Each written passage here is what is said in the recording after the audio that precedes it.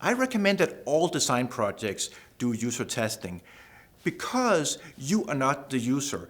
And so you know too much about technology in general, and for sure you know too much about your own project. And you simply cannot wipe your brain and pretend that you don't know the things that you do know. So you can never have that experience of just coming for the very first time to a website and how does that feel when you haven't used it before. You've got to get hold of real users and see what they do to get a true assessment of whether this design is easy to use, solve people's needs. You cannot just assess that yourself.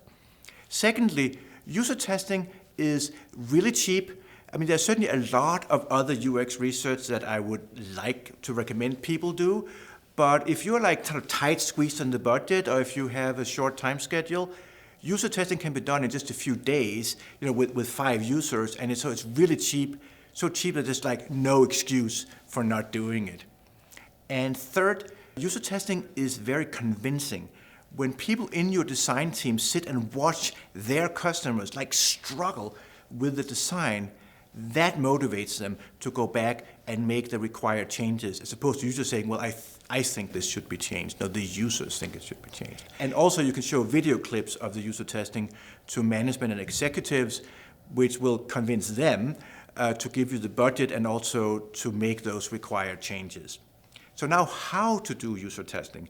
Well, the first rule is get representative users. You cannot test with people from your own company, with the exception of if you're designing an intranet for internal use.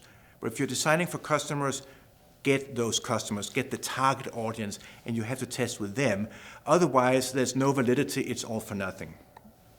Secondly, you've got to give these users realistic tasks to perform with the user interface.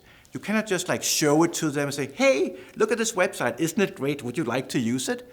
That also gives you no good data at all. People have to try to accomplish something, what that design is intended to do. Let people try to actually do that. And third, while you're running the test, you shut up and let the users do the talking, because you don't want to bias them, put words in their mouth. You want to listen to what they had to say. Now, what they have to say might be a little bit hard on you if they're very critical about your design, which no doubt you love. But that's why you're doing this in the first place, to find out how real people react to your design.